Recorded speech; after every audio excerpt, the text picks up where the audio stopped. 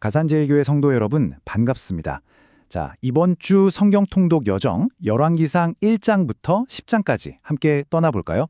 이 부분은 이스라엘 역사상 가장 눈부신 황금기, 바로 솔로몬 왕의 이야기입니다. 그런데 말이죠, 가장 찬란한 영광의 순간에 이미 어두운 그림자가 드리워지고 있었다면 어떨까요? 과연 그 그림자의 정체는 무엇이었을지 오늘 함께 파헤쳐 보겠습니다. 네, 맞습니다. 바로 이 질문이 오늘 우리가 열왕기상을 깊이 들여다볼 핵심 열쇠입니다. 솔로몬의 이야기는요, 그냥 옛날 이야기가 아니라는 거죠. 최고의 축복 속에서 인간이 어떻게 무너질 수 있는지를 보여주는 오늘을 사는 우리를 향한 아주 생생한 경고 메시지이기도 해요. 그 영광과 그림자 속으로 함께 들어가 보시죠. 모든 위대한 이야기는요, 보통 한 시대가 끝나는 지점에서 시작되죠.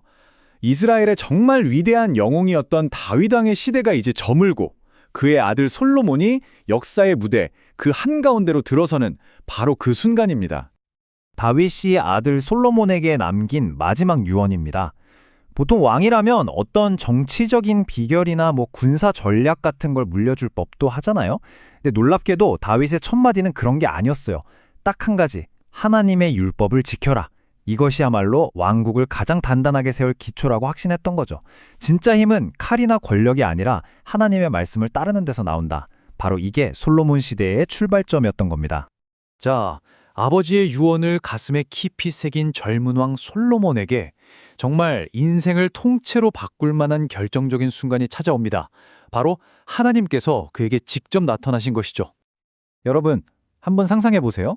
전능하신 하나님께서 우리 앞에 나타나셔서 내가 너한테 뭘 줄까? 원하는 거 다 말해봐 라고 하신다면 뭘 구하시겠어요? 솔로몬은 지금 역사상 가장 위대한 백지수표를 받은 셈입니다. 그의 선택이 이제 모든 것을 결정하게 됩니다. 여기 슬라이드를 보시면 그 차이가 정말 확 보이죠?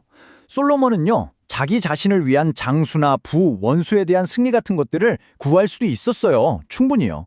하지만 그는 뭘 구했죠? 백성을 잘 다스리기 위한 듣는 마음, 바로 지혜를 구했습니다. 자기 자신보다 공동체를 먼저 생각했던 거죠. 이 첫 단추를 어떻게 꿰었느냐가 그의 통치를 얼마나 위대하게 만들었는지 정말 중요한 포인트입니다. 그리고 하나님이 주신 이 지혜는요, 그냥 머릿속에만 있는 게 아니었어요. 곧바로 삶의 현장에서 증명이 됩니다. 한 아기를 두고 싸우는 두 여인의 그 유명한 재판 다들 기억나시죠? 아이를 반으로 나누어 주어라. 이 한마디로 진짜 어머니의 사랑을 가려낸 이 사건을 통해 온 백성은 솔로몬의 지혜는 진짜 사람의 것이 아니구나. 하나님께로부터 온 거구나. 이걸 똑똑히 보게 된 거죠. 자, 이제 솔로몬 통치의 가장 빛나는 업적, 아니, 그의 아버지 다윗이 정말 평생을 바쳐서 꿈꾸고 준비했던 바로 그 위대한 프로젝트로 넘어가 보겠습니다.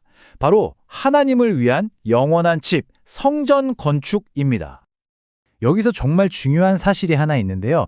성전이 전쟁이 아니라 바로 평화의 시대에 지어졌다는 점이에요. 다윗은 수많은 전쟁으로 피를 흘렸기 때문에 성전을 지을 수가 없었잖아요. 그런데 하나님께서 솔로몬에게는 평화를 허락하셔서 이 거룩한 집을 짓게 하신 거죠. 그러니까 성전 자체가 하나님의 평화와 축복의 상징이었던 셈입니다. 그런데 말이죠. 바로 이 지점에서 우리는 첫 번째 어두운 그림자를 발견하게 됩니다. 성전을 짓는데 7년, 그리고 솔로몬 자기 자신의 왕궁을 짓는 데는 무려 13년이 걸렸습니다. 어떠세요?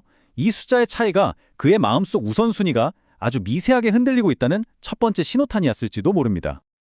13년, 하나님의 집을 짓는 데 걸린 시간의 거의 2배입니다.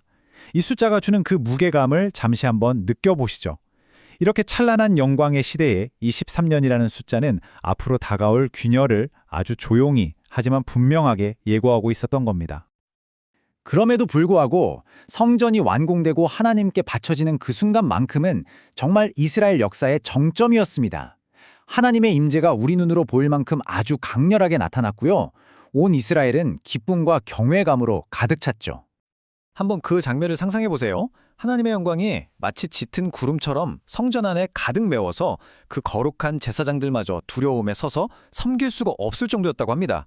와, 하나님께서 이 성전을 정말 기쁘게 받으셨다는 가장 확실하고도 압도적인 사인이었던 거죠.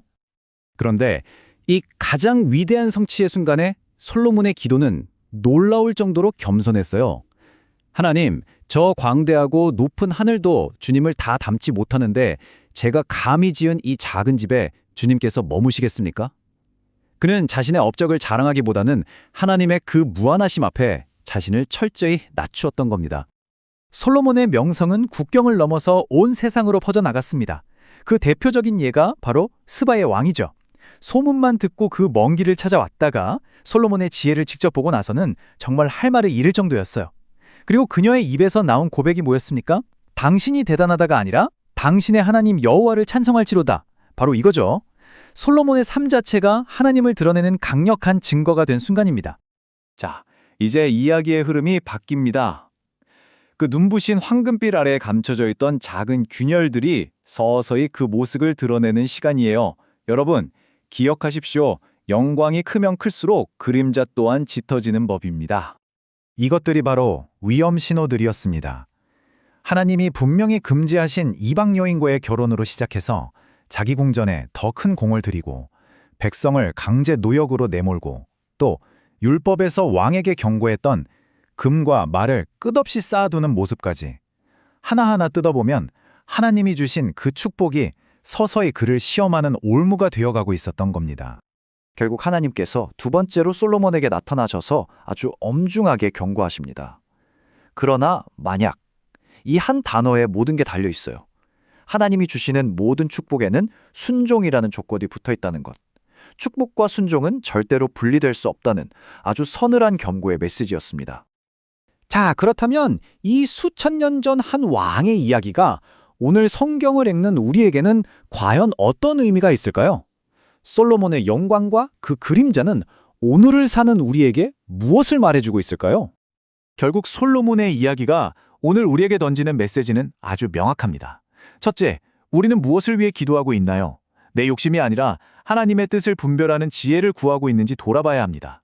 둘째, 하나님의 축복은 순종과 연결되어 있다는 이 사실, 이걸 절대 잊으면 안 됩니다.